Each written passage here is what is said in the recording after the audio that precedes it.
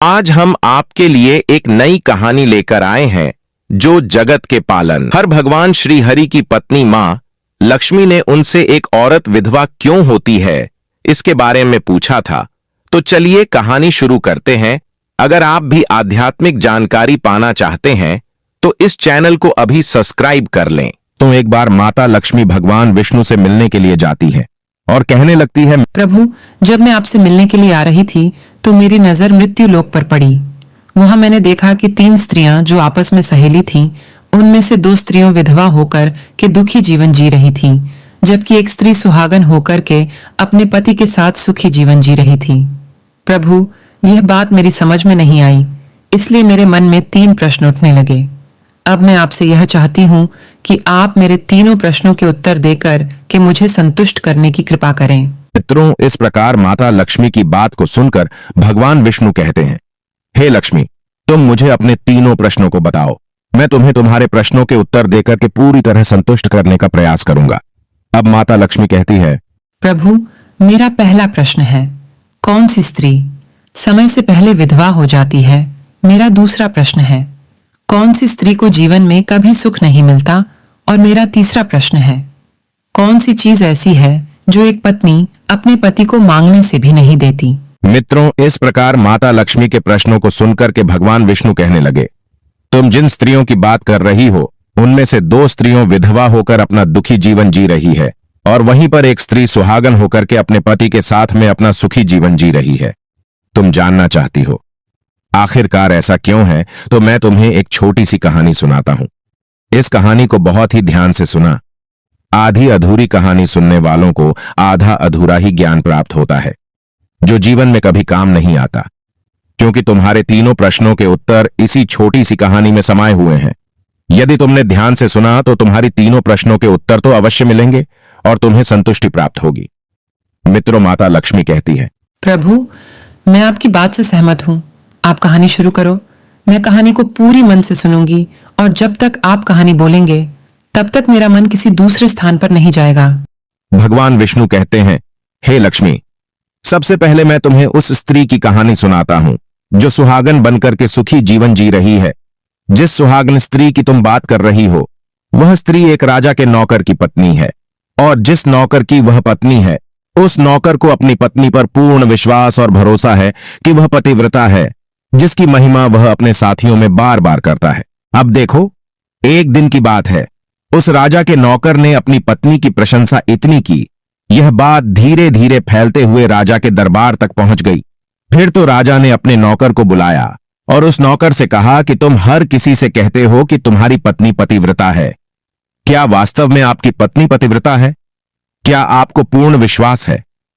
इस प्रकार राजा की बात सुनकर के नौकर कहने लगा, महाराज, मुझे पूरा विश्वास है और पूरे से भी आगे विश्वास है कि मेरी पत्नी पूरी तरह पतिव्रता है। अब इस समय पर राजा का महामंत्री कहने लगता है, यदि मैं तेरी पत्नी का पतिव्रत धर्म खंडित कर दूं तो तुझे क्या सजा मिलनी चाहिए? फिर तो नौकर ने कहा, यदि तुम मेरी पत्नी का पतिव्रत धर्म खंडित कर देते हो तो महाराज मुझे फांसी लगा देना। अब उधर वह राजा का नौकर भी मंत्री से कहता है, यदि महाराज यह मेरी पत्नी का पत्नी व्रत धर्म खंडित नहीं कर पाए तो इनको सजा क्या मिलनी चाहिए? तो राजा ने कहा कि मंत्री को भी फांसी की सजा दी जाएगी। फिर भगवान विष्णु कहते हैं, लक्ष्मी मंत्री ने स्वीकार कर लिया और नौकर से पूछा कि क्या वस्तु लाऊं जिसे तू माने कि मैं तेरी पत्नी का धर्म खंडित करने में सफल हुआ? तो नौकर ने कहा, मंत्री, यदि तुम मेरे घर से जाकर के मेरे विवाह के समय पर मुझे एक पटका मिला था और एक कतार मिली थी, वह मेरी पत्नी ने बहुत ही संभाल कर रखी है, जो सुहाग की निशानी मानी जाती है। यदि तू पटका और कतार लाकर मुझे दिखा दे तो मैं मान जाऊंगा कि मैं मेरी पत्नी का धर्म तूने पूरी तरह नष्ट कर दिया है। अब शर्त स्वीकार हो जाने के बाद में वह मंत्री शहर में जाता है और एक दुती से जाकर मिलता है। वह दुती हमेशा एक दूसरे से भिड़ने का काम करती थी और जो काम कोई नहीं कर पाता वह काम करने में वह सक्षम थी। फिर इस प्रकार उस मंत्री ने उस दुती को अपने स्वार्थ के लिए बुलाया और द्वितीय से कहा कि देखो, इस नाम का एक व्यक्ति है, एक व्यक्ति, उससे मेरी शर्त लगी है। और फिर उसने उसे शर्त के बारे में उसको सारा कुछ बता दिया। फिर वह दुती से कहने लगा, तू कैसे भी करके उस स्त्री से मेरा संपर्क करवा दे। तुझे जितना धन चाहिए मैं उतना धन दूंगा। इस प्रकार मंत्री की बात सुनकर के दुति कहने लगी, भाई तू उस औरत के बारे में बात मत कर। वह औरत पूरी तरह से पतिव्रता है, तेरी ओर थूकेगी भी नहीं, तेरी शक्ल भी नहीं देखेगी, और उनके परिवार के व्यक्ति खूंखार है, तेरी खाल उतार लेंगे। तो मंत्री कहने लगा, ठीक है, यदि तू मेरा उससे संपर्क नहीं करवा सकती है तो एक काम कर दे, उसके घर जाकर के पटका और कतार चुरा कर ला दे, और उसकी पत्नी के गुप्तांग के पास में यदि कोई चिन्ह हो तो वह चिन्ह भी मुझे देख करके बता दे, फिर मैं तुझे मुंह मांगा इनाम दूंगा। यह बात दुति की समझ में आ गई और उसने कहा, ठीक है, मैं तुम्हारा काम अवश्य करूंगी। नौकर शहर में रहता था। दुति नौकर के घर जाती है, उसकी पत्नी से जाकर बोलता है, बेटी मैं तेरी पति की बुआ हूं, मैं कई वर्षों के बाद आई। फिर उस स्त्री ने कहा, मैंने आपको पहले कभी देखा नहीं, इसलिए पहचान नहीं पाई। और इस प्रकार उस दुति को उस नौकर की पतिव्रता स्त्री ने बहुत बड़ा सम्मान दिया, मगर उसे क्या मालूम था कि यह उसके साथ में छल करने आई है। अब भगवान विष्णु कहते हैं, लक्ष्मी इस प्रकार वह दुति उस पतिव्रता स्त्री के साथ में 2 दिन तक रुकी।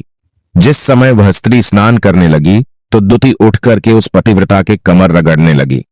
उस पतिव्रता स्त्री ने बहुत मना किया, फिर भी वह दुति नहीं मानी और कहने लगी, तुम मुझे तो बेटी से भी प्यारी लगती हो तो मना मत करो, काफी दिनों के बाद में मेरी तुम्हारी मुलाकात पहली बार हुई है।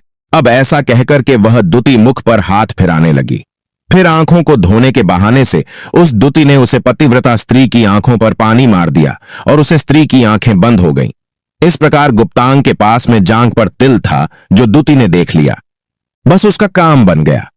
उधर स्नान करने के बाद में जब वह पतिव्रता स्त्री रसोई में खाना बनाने गई तो दुति को मौका मिल गया और उसने पटका और कतार उस नौकर के घर से चुरा ली और वहां से एकदम से भाग गई। और जाकर के दुति ने वह पटका और कतार मंत्री को दे दिए और उस पतिव्रता स्त्री के जांघ पर तिल की निशानी भी बता दी। मंत्री सीधा राजा के दरबार में पहुंचा और राजा से जाकर कहा, महाराज, मैं नौकर की पत्नी के साथ में 2 दिन बिताए और यह पटका तथा कतार उसी के हाथों से लेकर आया हूं। फिर तो राजा ने दरबार लगाया और नौकर को बुलाया तथा महामंत्री से सभा में पटका और कतार नौकर को दिखाने के लिए कहा। फिर राजा की आज्ञा पाकर के मंत्री ने उस नौकर को पटका और कतार दिखाई और उसकी पत्नी की जांघ पर तिल भी बताया तो नौकर मान गया कि वास्तव में आज मेरी पत्नी ने अपना पतिव्रत धर्म पूरी तरह से भंग करवा लिया। भगवान विष्णु कहते हैं, लक्ष्मी, फिर तो राजा ने फांसी का दिन 15 दिन के बाद में रख दिया और कहा कि नौकर को 15 दिन के बाद में फांसी पर चढ़ाया जाएगा। और इस प्रकार से नौकर से उसकी अंतिम इच्छा पूछी तो नौकर ने कहा कि मैं अपनी पत्नी से अंतिम बार मिलना चाहता हूं। इस प्रकार राजा ने उस नौकर को आज्ञा दी कि ठीक है, तुम अपनी पत्नी से मिल सकते हो। फिर नौकर अपने घर गया और अपनी पत्नी से कहा कि आप मेरे साथ में बहुत बड़ा विश्वासघात किया। मैंने आपके विश्वास पर मंत्री से ऐसी शर्त लगाई थी कि राजा के दरबार में राजा के सामने मैंने कहा था कि मेरी पत्नी का पतिव्रत धर्म कोई नष्ट कर दे तो मुझे फांसी लगा देना। अब मुझे 15 दिन के बाद में फांसी लगा दी जाएगी। मेरे साथ विश्वासघात करके तुमने ठीक नहीं किया। उसे पतिव्रता स्त्री ने अपने पति को सारी बात बताई, मगर उस विश्वास नहीं हुआ और फिर नौकर राजा के दरबार में पहुंचा तो राजा फिर उसे कैद में डलवा दिया गया। अब उधर नौकर की पतिव्रता धर्म पत्नी ने परमात्मा को याद किया और अपना भेष बदल करके राजा के दरबार में गई और राजा से नाच दिखाने की आज्ञा मांगने लगी, क्योंकि वह स्त्री बहुत ही सुंदर थी और उधर राजा शौकीन होते हैं। इसलिए राजा ने आज्ञा दे दी कि सभी मंत्री आदि उपस्थित होकर के इस सुंदरी का नाच करवाने की पूरी व्यवस्था करी। भगवान विष्णु कहते हैं, लक्ष्मी, फिर तो सब मंत्री महामंत्री राजा आदि दरबार में उपस्थित हुए और फिर उस नौकर की धर्मपत्नी ने जब नाचना शुरू किया तो राजा को उस स्त्री का नाच बहुत ही सुंदर लगा। और फिर राजा ने कहा, तुम मुझसे क्या मांगना चाहती हो? तुम जो भी मांगोगी मैं तुम्हें वही दूंगा। फिर उस नौकर की पतिव्रता स्त्री ने कहा, महाराज, आपकी सभा में मेरा चोर है जिसने मेरे रुपए लिए थे मगर आज तक वापस नहीं दिए, उसे फांसी की सजा दे दीजिए।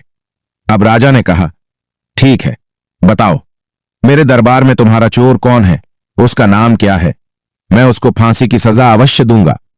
भगवान विष्णु कहते हैं, फिर उस नौकर की पतिव्रता स्त्री ने कहा, महाराज, आपका मंत्री मेरा चोर है, आप इनको फांसी की सजा अवश्य दें। अब उधर जैसे ही मंत्री ने सुना कि यह सुंदरी मुझे अपना चोर बता रही है तो मंत्री कहने लगा, महाराज, मैं कसम खाकर कहता हूं कि मैं इसका कभी कुछ नहीं चुराया है। मैंने इसे आज तक कभी देखा ही नहीं है, तो मैं चोरी कैसे कर सकता हूं? मैं आज तक इसकी शक्ल ही नहीं देखी है। अब भगवान विष्णु कहते हैं, लक्ष्मी, जैसे ही मंत्री ने कहा कि मैं सुंदरी की आज तक शक्ल ही नहीं देखी है, तो वह सुंदरी कहने लगी, महाराज, यह मंत्री मुझे जानता नहीं है, तो आप इससे यह पूछो, यह पटका और कतार कहां से लाया था? मैं उस नौकर की पत्नी हूं जो आपके यहां पर नौकरी करता है, और आप मेरे निर्दोष पति को फांसी चढ़ने वाले हैं।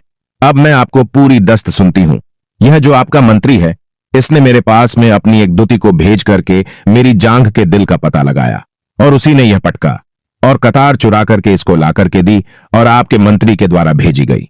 दूती जब मेरे घर पर आई थी तो उसने मुझसे कहा था कि वह मेरे पति की बुआ है और वह पहली बार आई है, इसीलिए मैं उसको पहचान नहीं सकी। और महाराज, जिस प्रकार मैंने उस स्त्री को अपने यहां पर बहुत बड़ा सम्मान दिया और अपने घर पर उसके ठहरने की व्यवस्था की, और इस प्रकार उस नौकर की पतिव्रता स्त्री की बात को सुन करके राजा ने दूती को बुलाया। फिर उस दूती ने राजा को सारी सच्चाई बता दी, जिससे राजा ने उस नौकर को रिहा कर दिया और मंत्री को फांसी पर चढ़ा दिया। भगवान विष्णु कहते हैं, लक्ष्मी, इस प्रकार उस नौकर की पतिव्रता स्त्री ने अंत में राजा से कहा, महाराज, मैं अपने पति से बहुत प्यार करती हूं। मैं एक चरित्रवान स्त्री हूं। कभी भी मैं अपने पति का नाम तक अपने मुंह से नहीं लेती। भगवान विष्णु कहते हैं, लक्ष्मी, मेरी कहानी पूरी होती है। अब तुम अपने तीनों प्रश्नों के उत्तर सुनो। तुम्हारा पहला प्रश्न था, कौन सी स्त्री समय से पहले विधवा हो जाती है? तो जो स्त्रियां अपने पति का नाम लेती हैं, वह समय से पहले विधवा हो जाती है, क्योंकि पति का नाम लेने से पति की उम्र कम हो जाती है और समय से पहले ही उनके पति की मृत्यु हो जाती है। ऐसी स्त्रियां जो पति का नाम लेती हैं, समय से पहले ही विधवा होकर के एक दुखी जीवन जीती है। बस यही राज की बात है कि तुम जिन 3 सहेलियों की बातें कर रही थी, उनमें से 2 विधवा थीं और एक यह नौकर की पत्नी थी जो पतिव्रता स्त्री थी। यह पतिव्रता स्त्री कभी भी अपने पति का नाम मुंह से नहीं लेती थी, और उधर वह 2 स्त्रियों जो विधवा होकर जीवन दुखी होकर जी रही है, वह हमेशा अपने पति का नाम लेकर ही बुलाती थी, जिसकी वजह से उनके पति की उम्र कम हुई और फिर वह दोनों स्त्रियां समय से पहले ही विधवा हो गई और आज वह दुखी जीवन जी रही है।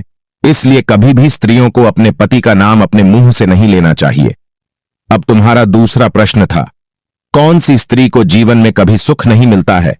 तो समझ लो, जो स्त्रियां अपने पति के बिना अनुमति के किसी तीर्थ स्थान या उत्सव में जाती हैं, उनके जीवन में कभी सुख नहीं आता। ऐसी स्त्रियां जीवन पर दुखी रहती हैं और उन्हें पति का कभी प्रेम नहीं मिलता। भगवान विष्णु कहते हैं, लक्ष्मी, तुम्हारा तीसरा प्रश्न था कि ऐसी कौन सी चीज है जो एक पत्नी अपने पति को मांगने से भी नहीं देती? तो समझ लो, वह चीज गाली है। एक चरित्रवान स्त्री कभी अपने पति को गाली नहीं दे सकती, और जो स्त्री गाली देती है वह स्त्री कभी चरित्रवान नहीं होती, और ऐसी स्त्री जीवन भर रोती है, उसके जीवन में कभी सुखी नहीं आती, और समय से पहले ही ऐसी स्त्री विधवा हो जाती है। मित्रों, इस प्रकार कहानी सुनने के बाद में माता लक्ष्मी पूरी तरह से अपने तीनों प्रश्नों से संतुष्ट होकर कहती हैं, प्रभु, वास्तव में जो स्त्री चरित्रवान होती है वह कभी दुखी जीवन नहीं जीती है, क्योंकि ऐसे घर में लक्ष्मी का सदा वास होता है और वह घर धन धान्य से हमेशा भरपूर बना रहता है। ऐसी स्त्रियां हमेशा घर को स्वर्ग बना देती है। तो दोस्तों, यदि आपको यह वीडियो पसंद आई हो तो प्लीज आप हमारे चैनल को सब्सक्राइब अवश्य करें, वीडियो को लाइक करें और दोस्तों, सच्ची श्रद्धा से कमेंट में जरूर लिखें।